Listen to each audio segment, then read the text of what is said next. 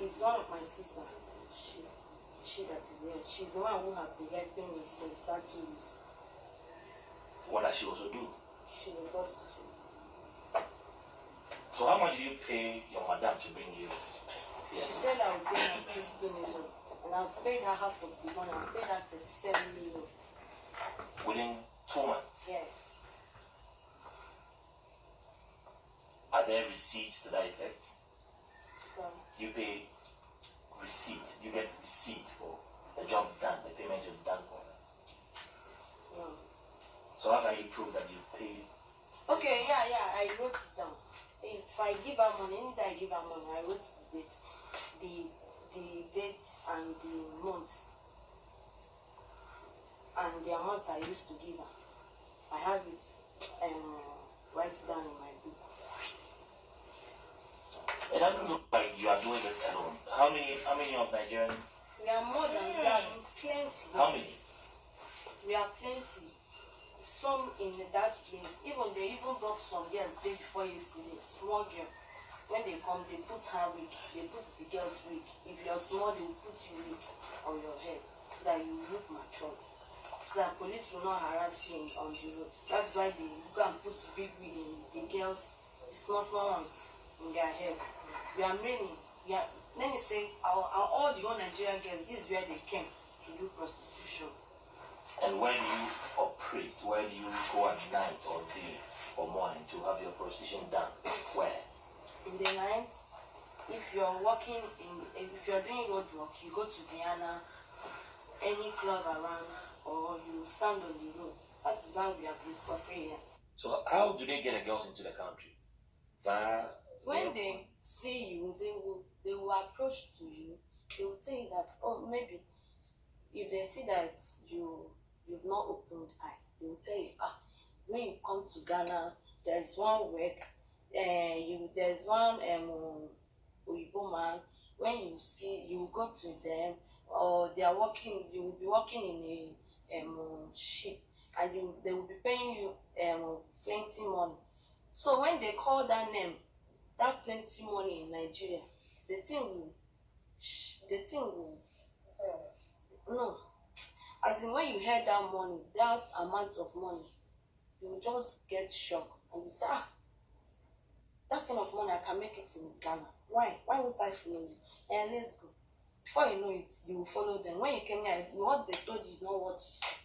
Some they told you that you are coming here to do prostitution. You said, okay, no problem. They will tell you that you have plenty money in Ghana. Then when you go to Nigeria, you can build house, do everything with that money.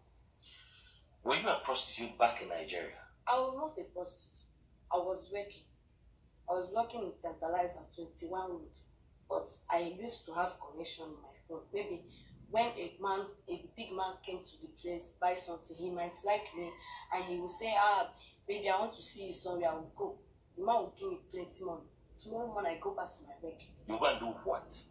Huh? When a big man calls you and you go and do what?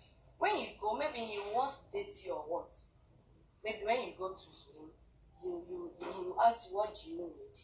What kind of thing do you need? Do you want him to help you? Maybe when you tell him, if they think you and the person, if they think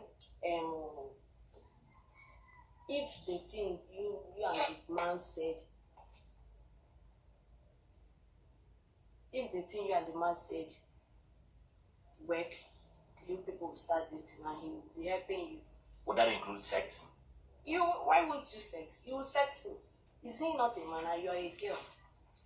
One day you two will sex. So then you were open to this idea of prostitution even back in Nigeria and now in Ghana, but it's gone bad. Yeah, it's too much. In Nigeria, I don't go standing on the road. My own is that I'm working. So when big men came, maybe they will like me.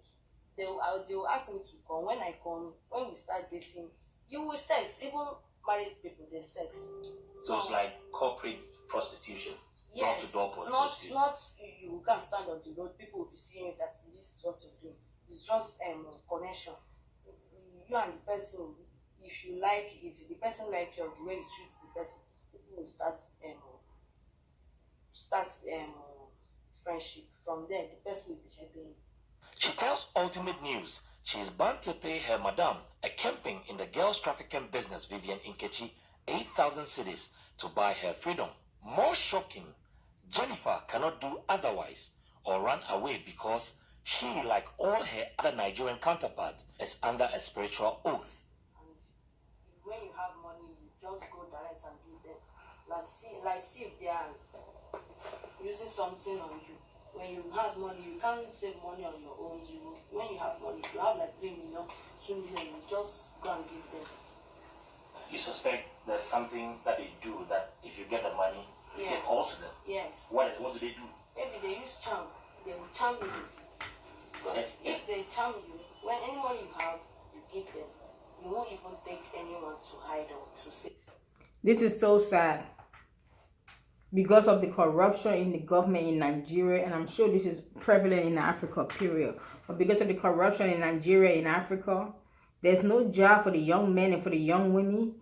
And what do you see happen when there's no job, when there's poverty? You see prostitution, human trafficking. But the churches and the so-called spiritual fathers and mothers in Nigeria, they are not addressing these issues. This doesn't seem to move them. They're not mounting their pulpit to begin to cry out to God and say, Lord, our younger generation are being sold into slaves, sex slave, human trafficking. The issue that happened in Libya, so many Africans, mostly Nigerians, were sold into human slavery, in modern day slavery in Libya. How many pastors mount their pulpit to talk about that issue, to even address it or make mention of it?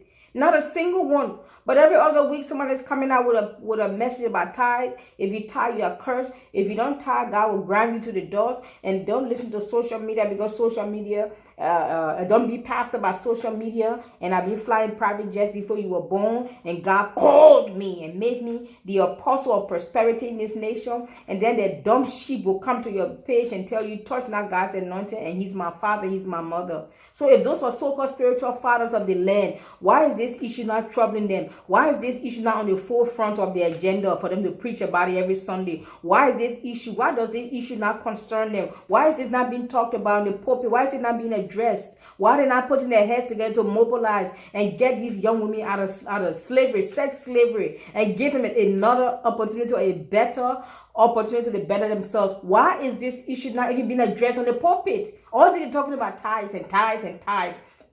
If it's not tithes, it's offerings, it's Shiloh offering, Shiloh sacrifice, Thanksgiving offerings, first fruits, 1 month salary, 1 year salary. Oh, that's the only thing the pastors in Nigeria talks about.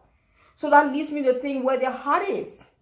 The Bible says where your treasure is, where your heart is. So that leads me to think you guys don't care for the souls of humanity. You don't care for the destiny of the generation of the people that you are supposed to be sent to by God. You don't care.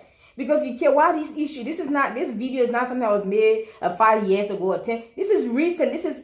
You can go on YouTube and find any video. This is recent. But meanwhile, the pastors in Africa, especially Nigeria, they are using their time to boast and tell you how many years they've been flying private jets. I've been flying private jets before some of you was born. But here's a young lady from your same country she heard about big money. She heard, money. Because that's the culture. So if she's not born again and she loves money, the pastor who's supposedly born again and who was sent as an apostle of prosperity to the land, he loves money. What do you expect? She loves money, she don't know God. He loves money, he knows God. What's the difference? Why is this not being addressed?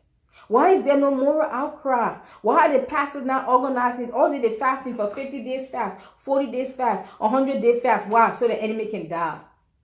As opposed to begin to seek God and find out a solution to the problems of humanity. They don't care.